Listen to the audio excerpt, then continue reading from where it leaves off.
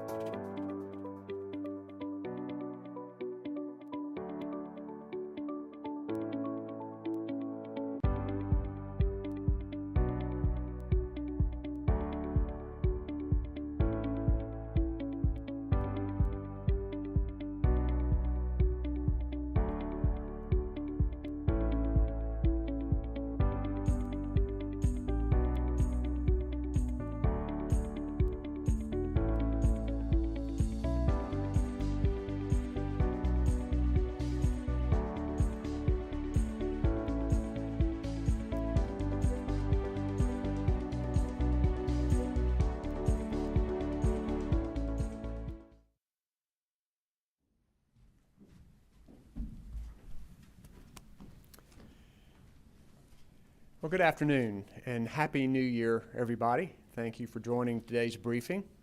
As of today, we have 10,276 new COVID cases reported since yesterday. We have 3,008 people currently in the hospital with it, and sadly a total of 19,494 people who've died since this pandemic began. Before we talk about COVID, I'll update on the severe weather that we've experienced across North Carolina. We know that a strong storm system moved across our state and brought high winds and flooding and downed trees and power outages and snow in some areas. Statewide, we currently have 19,259 utility customers without power, but that's down from a high of 197,000 yesterday morning.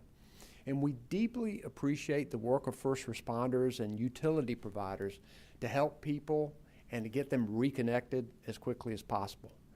With freezing temperatures predicted again tonight, we can expect black ice overnight and tomorrow morning in many areas of the state, and we encourage everyone to use caution on the roads. And I particularly want to give deep condolences to the friends and family of State Highway Patrol Trooper John Horton and Mr. Dusty Luke Beck, who were both tragically killed in a highway accident in Rutherford County last night. So, as we close in on 2 years dealing with COVID-19, I know many of you are weary and frustrated. I know it was difficult for people who want to do the right thing to make decisions about the holidays and to have sometimes difficult conversations with family and friends about being safe. And after making so much progress against this virus, it's been stressful and sometimes scary for people to test positive or see coworkers, friends, and family members test positive now and over the holidays. Fortunately, for people who have been vaccinated, and especially for those who've gotten boosters, the new Omicron variant has been less severe than the previous surges. We have the benefit of so much more information, science, and data than we did at the start of this pandemic. And we're using that knowledge to keep students safely in the classroom, help businesses stay open, and ensure public services are running as effectively and efficiently as possible. And the way for us to get even better on all of that is to get more of us vaccinated and then boosted once we're eligible. I and my family have. And that is the strongest protection we have to fight this virus and live normal lives. Most of the people with COVID in the ICU right now are unvaccinated. There's still time for you to get a vaccine and the booster. They are free, safe, effective, and readily available for you. Studies show that boosters increase our immune response even more and provide greater protection from the Omicron variant. And we know the booster is especially important for those 65 and older and in other high-risk populations. We have more than 92% of our seniors who are 65 and older fully vaccinated, and more than 64 of them have done boosters. And those numbers keep rising. This week, I'll extend Executive Order 224, which requires vaccinations or testing of state employees. When I extend that order, the Office of State Human Resources will have the authority to include boosters in the definition of being up to date on vaccines when the CDC takes that action. And our medical experts here and I encourage the CDC to do this as soon as possible.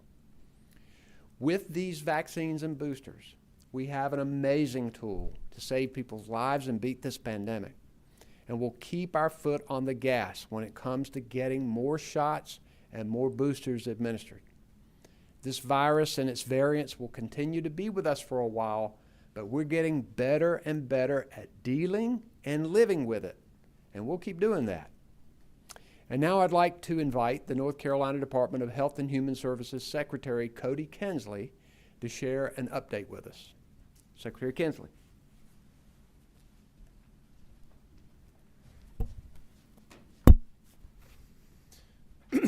Thank you, Governor Cooper. Last week, we set a single-day record for COVID-19 cases. The next day, we broke it. And the next day, we broke it again, topping out at 19,620. We are not alone. The highly contagious Omicron variant of COVID-19 is setting record case numbers across the country, putting a strain on testing services and creating concern about hospital capacity. We are taking several steps guided by our laser focus on saving lives, ensuring that hospitals can provide care to people who need it, and keeping kids in the classroom. The first thing on everyone's mind is testing. We set records there as well. On New Year's Eve, more than 91,000 tests were reported to the state. I know many people felt the frustration of this increase and had to endure long lines. While state testing accounts for only 10% of the testing in North Carolina, we have been using our resources to open additional testing sites and thousands of appointments each day. Before the holiday, we distributed about 500,000 test kits across the state, and we are ready to fill other requests. We are also working with our partners to ease the strain across the state. Despite the large amount of testing, the percent of tests that are positive remains high at nearly 30%, far above our target of 5%. Here's what you can do to get tested. Plan ahead. Use our Find a Test tool at ncdhhs.gov/gettested. You may need to look at a variety of locations. And please, do not go to the emergency department to get tested. Second, I want to remind everyone that treatment is extremely limited across the country. Because supply is limited, per federal guidance, treatments will be used for those at highest risk of severe disease. And the best treatment is prevention, so get your vaccination or booster if you are eligible now. The third area we are watching is hospital capacity. As of today, 3,008 people are hospitalized with COVID-19, and 603 people are in the ICU. That's 80% of our hospital beds and 85% of our ICU beds. We are concerned both for patient care and for staffing. We are in close contact with hospital leaders to manage capacity and provide support through our patient coordination system if needed. The fast-spreading Omicron variant is another reminder that viruses change, and our understanding of them grows. Last week, the CDC updated its guidance for those with a COVID-19 positive test or exposure. It reduced timeframes for isolating, depending on your symptoms and vaccination status. The department has outlined our guidance to that standard and updated the Strong Schools Toolkit with those guidelines. Wearing a mask is another layer of protection against the spread of the virus. North Carolina is again in the CDC's red high transmission category. We advise you to wear a well-fitted, multi-layer mask. If possible, wear a surgical or procedure mask, a KN95 like what I'm wearing, or an N95. We are making these higher grade masks available for adults at no cost in more places that need them, like long-term care facilities and federally qualified health centers, and for school staff and populations at higher risk of exposure for severe illness. That last group includes migrant farm workers. These organizations and others that provide essential services can request these masks online at covid19.ncdhhs.gov/request-masks. Testing and wearing a mask are essential tools in slowing the spread of COVID-19, but the bottom line is that vaccines and boosters are the number one thing you can do to protect your health. As Governor Cooper mentioned, most people in the hospital are unvaccinated. More than 87% of people in the ICU are unvaccinated. Vaccines are our way out of this. They provide the best protection against severe illness, hospitalization, and death. And boosters are critical. Early evidence shows that boosters provide a significant level of protection against Omicron. Vaccines are available for those 5 and older, and boosters are available for those 16 and older. Yesterday, the FDA recommended boosters for children 12 through 15 years of age, but the CDC must still act. The CDC today did approve a 3rd dose for certain immunocompromised children ages 5 through 11. They also shortened the time for getting a booster if you got the Pfizer vaccine to 5 months after your 2nd shot. If you haven't gotten vaccinated yet, please talk with a doctor, nurse, or other medical professional, or go to reliable online health resources like CDC or myspot.nc.gov to be sure you are getting accurate information. You can still decide to get vaccinated and help us save lives, protect hospital capacity, and keep kids in school.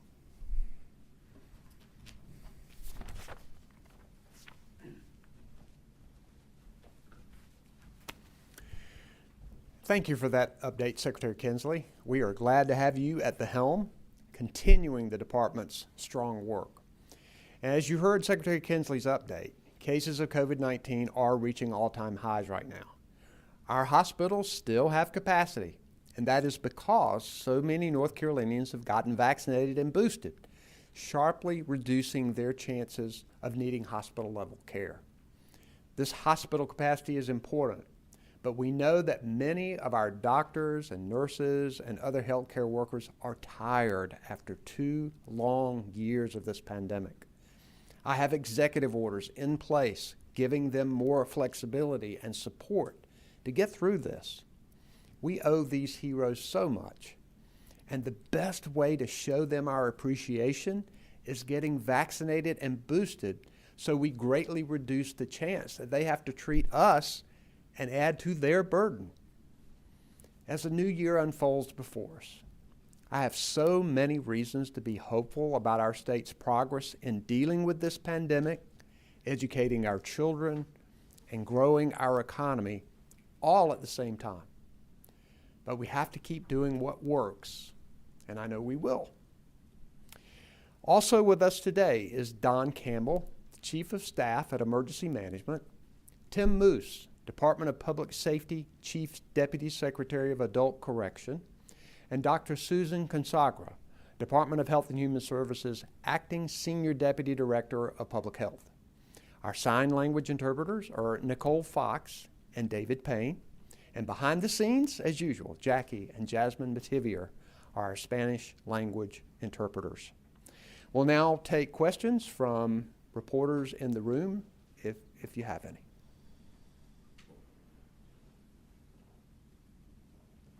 Yes, sir. Hi, Governor. Michael Hyland from CBS 17. I had a few questions related to testing, and this may go to you or to Secretary Kinsley. I'm not sure. Okay. Want to ask first, with the weather that we had yesterday, we saw some of the sites here in Wake County that the state was working with to get open to deal with the demand. They shut down, but some of the Wake County sites did not.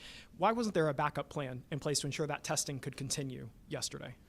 Well, first, I want to thank people for doing what we ask and for doing the right thing, going and getting tested. We've had a record number of tests over the holidays, and that's a positive thing. And one of the things we've been doing is working with our providers to help provide more testing sites and to provide more testing for people. But I'll let Secretary Kinsley address that.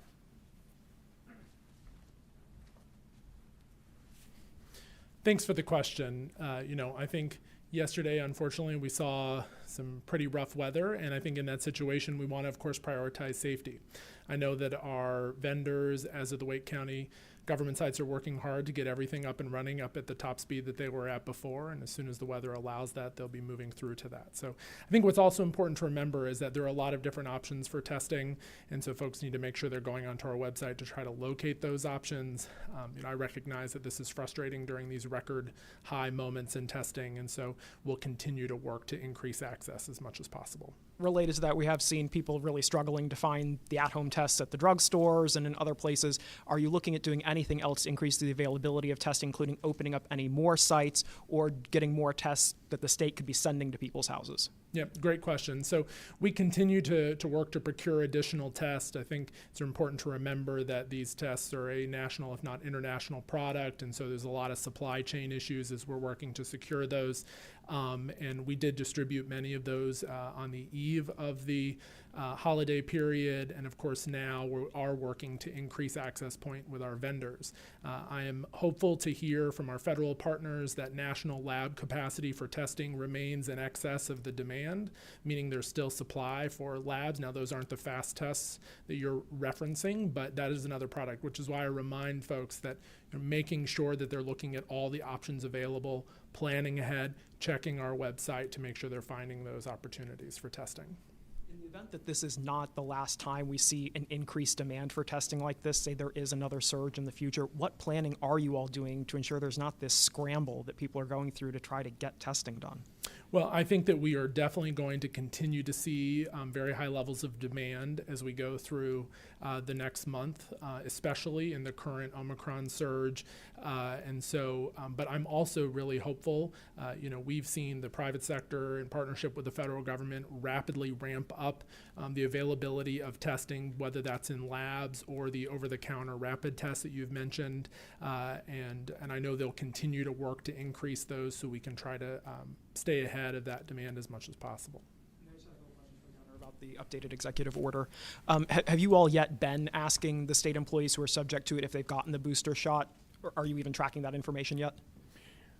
Well, first, let me go to rapid tests. I was on the phone with the White House team today. I'm constantly asking the federal government for more resources. They let us know that 2 more rapid tests have been authorized by the FDA. 15, that would make 15 or so of them now that have been authorized by the FDA. They say that that will help put millions more tests on the market for people.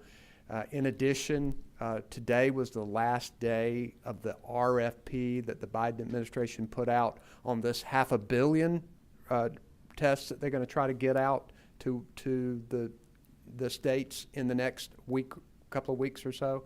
So I think things are moving to try to make rapid tests better. As to the question about the executive order, first, we want to make sure that our state employees are vaccinated and that they are protected. And one of the things that we are seeing more and more, that really being up to date on your vaccination is making sure you get boosted. Because with this Omicron variant, we're seeing so much more protection because of the booster ramps up the immune system. So when the CDC makes that decision that they're going to include boosters in their definition of up to date, this executive order authorizes our state human resources department to include that as part of the requirement for state employees. Now, there will be a ramp up time because we know people need time to get boosters, but already we are encouraging not only state employees, but everybody to get boosters because we know that with this Omicron variant, a booster is so much more important. And then particularly in prisons, I know you all have been working on an incentive program to get more of the employees vaccinated there. Will there be any kind of incentive for employees to get the booster shot? We will look at those as well. We've seen an uptick in the number of our corrections officers who have taken us up on the bonus in order to get vaccinated. So we're going to continue to look at all ways to get more people vaccinated, and we'll use what's most effective to get that done. Yep. Yes. Good afternoon, gentlemen. Rose Hoban from North Carolina Health News. So continuing on Michael's line of questioning about the correctional system, do we know how many inmates have received boosters at this point? I think we're at 74%, but what I'm going to do is call Tim Moose up with the Department of Correction, the Adult Corrections and Department of Public Safety. Tim?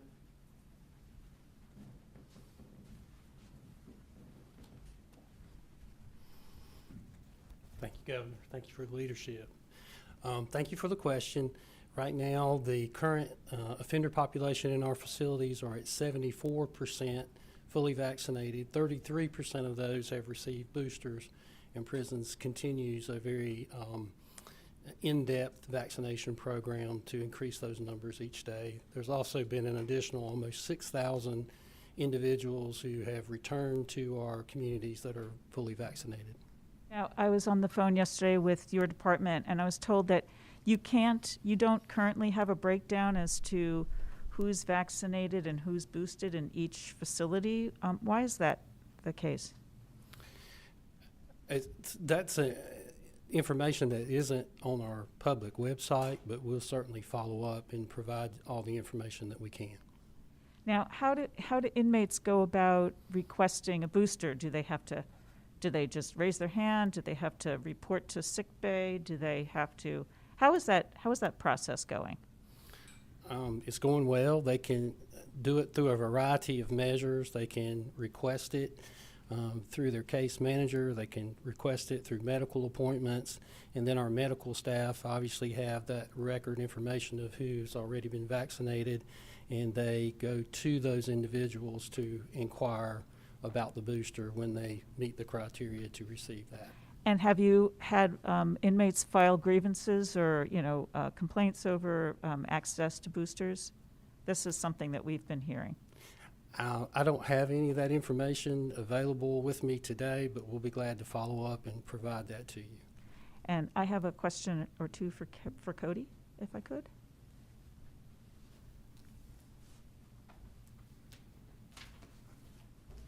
Hi, Rose. Hi, thank you very much for taking my question. One of the things we're hearing is we're seeing these, sky-high case numbers. Our hospitalizations are definitely going up, but these days, Omicron, we're seeing that it's less severe, ostensibly. What are the numbers that you're looking at most closely? We are definitely focused on our hospital numbers, as I mentioned in the remark. I mean, that is where we want to make sure our hospitals are available for individuals to get care, whether that's care for COVID-19 infection or it's care for any other reason you would need to go to the hospital. So that's what we're watching incredibly closely. Now, with the case numbers that we're seeing being so large, if even a very small percentage of those individuals end up in the hospital all at the same time, it can create, if not for our statewide system, especially regionally, issues in hospitals. So that's why we are in incredibly close contact with our hospital leaders. We're standing up our patient transfer, as Governor Cooper mentioned, keeping flexibilities in place to make sure folks can have access. We're very focused on hospital capacity. And finally, what changed? Are you going to be working with the state school board to change the stay in school toolkit, to include like a test to stay option? Thanks for the question. So we are excited to see research coming out of the ABC Collaborative that examined a sort of modified test to stay program. What we found in that research was that, first and foremost, that the Strong Schools Toolkit is incredibly effective when schools follow those guidelines, including having mask requirements, at reducing infection and spread and keeping kids in the classroom. We will be continuing to review that information, meeting with the school board later this week to potentially implement some of that into our policy. One other small question, it's more of a science geek question. We're seeing indications that more people are testing negative but still coming down with symptoms of COVID, and then there's been some recent research showing that that Omicron may be more present in the oral cavity rather than in the nasal cavity. What do you do you anticipate any change in protocol that people should be swabbing both mouth and nose, or is there any discussion around that? Yeah, absolutely. And I'll turn things over to Dr. Consagra to speak a bit more to this. But what I would say first is that, this virus has continued to evolve rapidly, and we're having to stay on top of the science and data to make sure we're staying 2 steps ahead of it. But Dr. Consagra? Thanks, Secretary, and thanks for the question, Rose. So what we've seen with the Omicron variant is that it is less severe, and part of the reason why that might be is because it is more likely to infect your upper respiratory tract as opposed to go deep into your lungs. So that is something that we are continuing to get more information on, see more data on. But the tests that we have right now, we are also seeing that they are effective in detecting that, and certainly as we go forward, we're going to continue to monitor that and see if there's any updates. So thank you.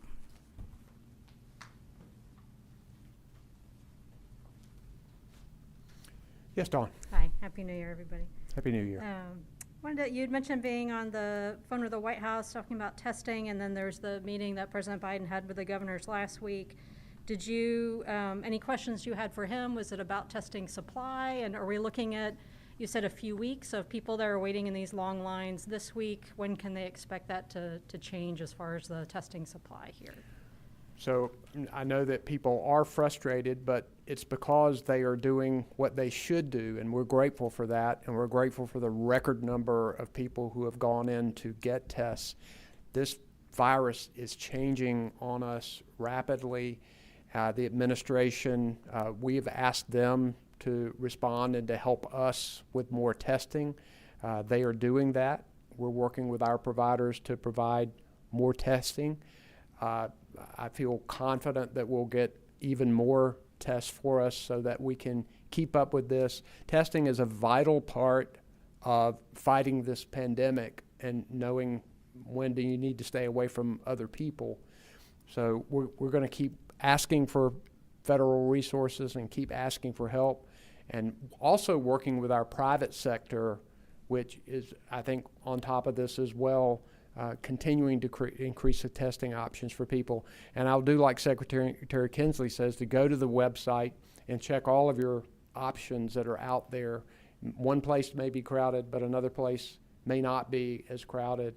And I know that it's trouble, but I thank people out there for doing the right thing and for working so hard to get themselves tested and their family tested. And on the percent positivity rate is really high now. Is there a way to know that that is definitely Omicron and these are more mild cases? Is that something that you all are looking at as a metric in the same way that you did before, or is that not as much a factor? So we're always concerned about the percent positive, and particularly when it is high as it is now, almost 30%. We want it around 5%. One of the things that we know is happening out there is that obviously there are a lot of rapid tests going on, and people who get and that's not something that generally the state would record. People who get a positive on a rapid test would then go to get a PCR test, and that might increase the positivity rate. But I'll let Secretary Kinsley comment on that. Thanks for the question. I think that an important thing to remember is that I don't want to downplay, while there's some good science that this may be less severe. What we're seeing is over 87% of the folks that are in the hospital right now, in the ICU in particular, are unvaccinated. And so individuals that do not have immunity still have severe risk potential here. So we look at the cases, and even if a smaller percentage of those cases end up in the hospital eventually, thinking about the number of people that are unvaccinated, thinking about how quick this is moving and everybody showing up in the hospital at the same time, it's still a serious risk for both those individuals and for the hospital system. What does the state use to determine which variant hospitalized people have? Great. So, at the state lab, we sequence all of the positives that we have. The CDC also has a sequencing program where they collect samples of positives from labs across the country. I believe off the last forecast, over 80% of the sequence positives were Omicron, and forecasting for North Carolina that is rapidly turning Omicron, is crowding out all the other variants. It's safe to assume as we move forward that pretty much every positive we're seeing is Omicron. And then a question for any of you. It's almost final approval able to get for the 12 to 15 boosters, but there's still the youngest group of children who are unvaccinated. So what should those parents, those caregivers know as far as what they can do, since they don't have any options right now? I'll have Dr. Consagra take this. Thanks, Secretary. So yes, as we know, we're going to hear tomorrow whether CDC is recommending boosters around 5 to 12-year-olds. The younger age group from 6 months to 5 months, we know there are studies happening now to look at possible vaccination recommendations for that age group, and so we'll hear further. Until then, we have existing other tools at work, masking being one of those really important tools. It's also really important for those around children to be vaccinated. So if you're around younger age groups, one of the reasons vaccine is so important is we are protecting them as well by getting ourselves vaccinated. So again, continuing to practice those layered strategies, vaccination, masking, testing, really important as we continue to protect not only our children, but other vulnerable members of our society. Thanks. And then one more for the Secretary, the Governor. I think it was Secretary Kinsley had mentioned about these, the KN95 masks being available, but to potential school staff, but only upon request. Is that a supply issue as far as if they would be sent to schools if they need them, and is that only staff or available to students too? What's the logistics there? Yep. Thanks for the question. Because of the early work that we did in the pandemic, we have built up a significant supply of PPE, including masks. Over 14 million N95s, I believe, alone. schools or other critical essential services can make that request at the website online, and we'll work to provide that. It will depend a bit on the volume needed, but also size of masks and these sorts of things. So I think the right next step for providers or any entity that wants those masks is to go onto our website to make the request. Thank you. Thank you. We'll now go to the phones if we have any questions from media calling in. Our first question on the line is from Ashley Talley with WRAL. Hi, Governor. Thank you for taking my call. Back to the testing, the testing supply question. We've heard from several counties now, at least 3, that are out of tests. They say they've requested some from the state, some is almost a week ago, and that they've not received them. Is the state low on testing kits to distribute to counties? Well, we've had a record number of people to get tested, and we know it's important to do it. I'll let Secretary Kensley address that specific question. So we do have some rapid testing kits in our supply, and we have additional orders out, and we're waiting to hear from those suppliers when they will be delivered. And so we're working to respond to those requests as quickly as we can to provide access to those tests. But again, I want to remind folks, there are more options than just the rapid test that's available for folks to get tested. It's convenient in a lot of ways, but there are also a lot of lab capacity and a lot of collection points. As Governor Cooper mentioned, 90% of the testing capacity is available in the private market, looking out at pharmacies where there's free testing. All of these things you can find on our website to try different places.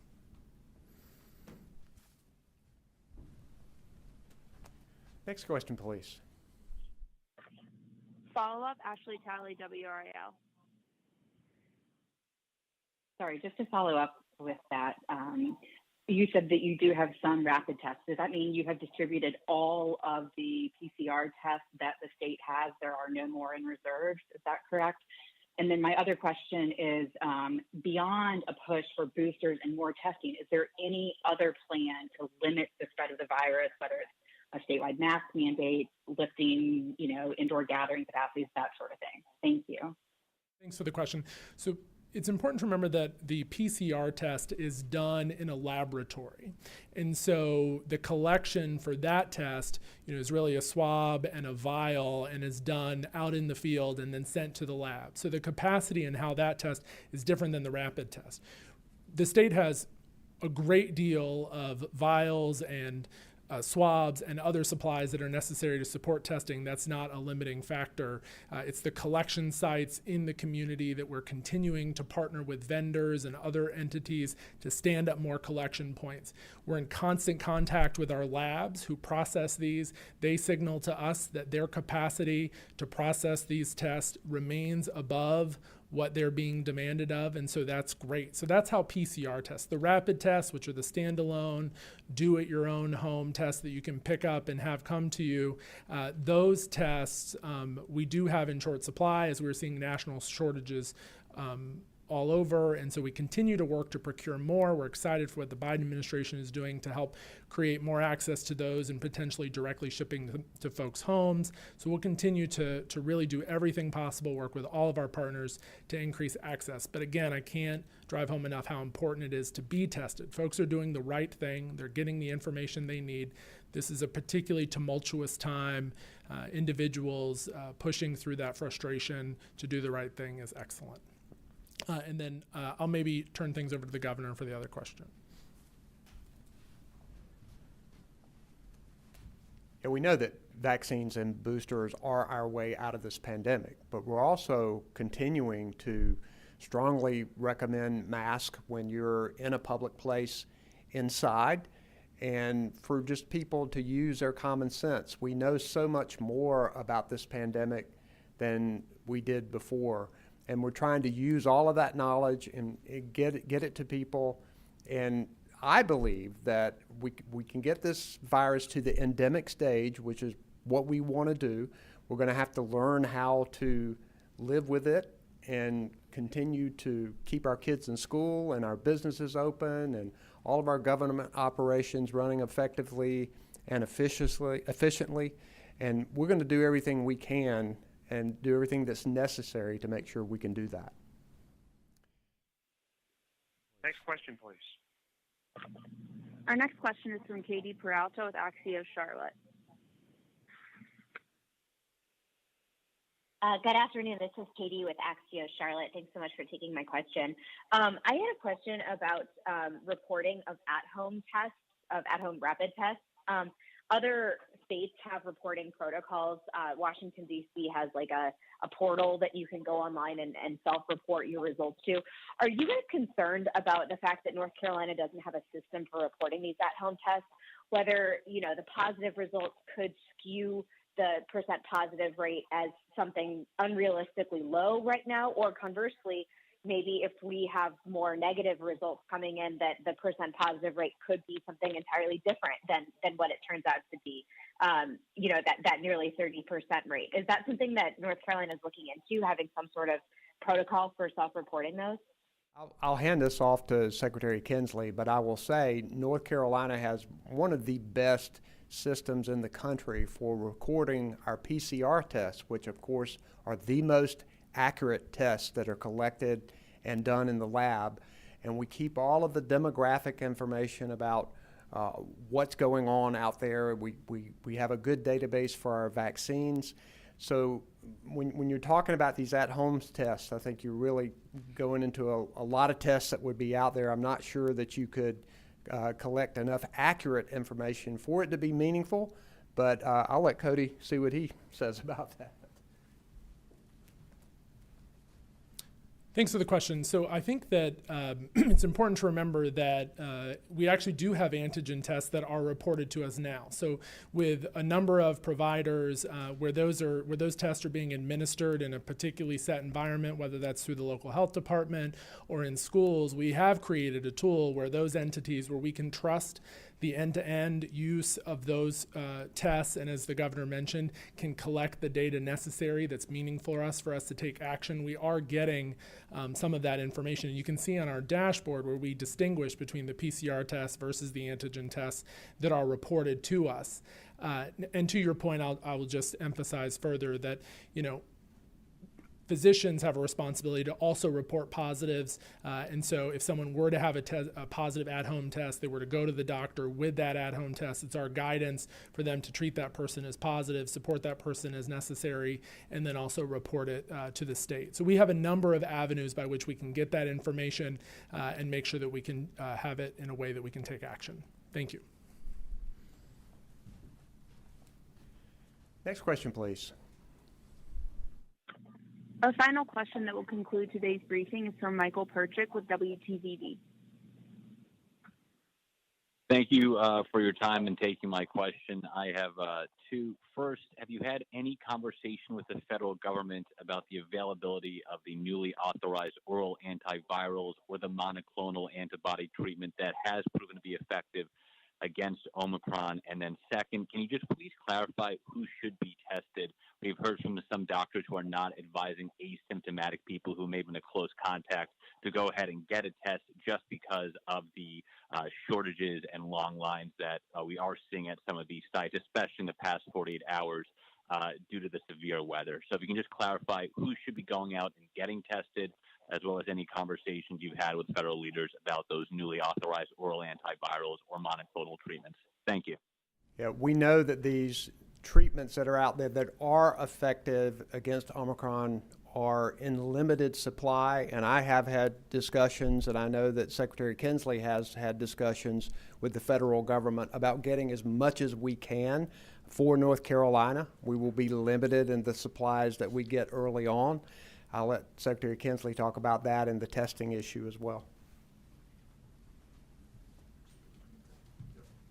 Thanks, Governor and Secretary.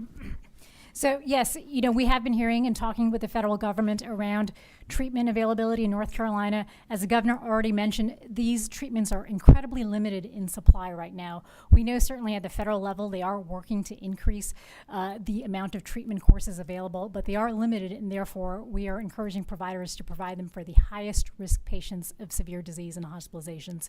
So again, the best treatment is prevention, and that is getting your vaccine. So we encourage everybody, if you haven't gotten your vaccine, please get your vaccine. And certainly if you're eligible for your booster and have not gotten that, please don't wait. Get that now. And then as far as the second question, which you may have to repeat again, it was around, I believe, testing, but would you mind sharing that one more time? Should be getting tested. You know, there have been some doctors who've said they don't believe asymptomatic people need to be getting tested. Is that what's advised from the state, or folks who are close contact, even if they do feel fine or have been exposed, should still be going ahead and getting those tests? Thanks for that clarification. So just last week, we know CDC revised their quarantine and isolation guidance, and we know, as we've seen throughout this pandemic, guidance continues to evolve as we get more data. And that guidance right now recommends that if you have been exposed to somebody with COVID-19 and you're a close contact, then you should quarantine for 5 days and then get a test after that 5 days if feasible. So that is the recommendation right now. We're still continuing to encourage that. Of course, we will see as guidance continues to evolve where those recommendations go, but that is the guidance right now. Thank you.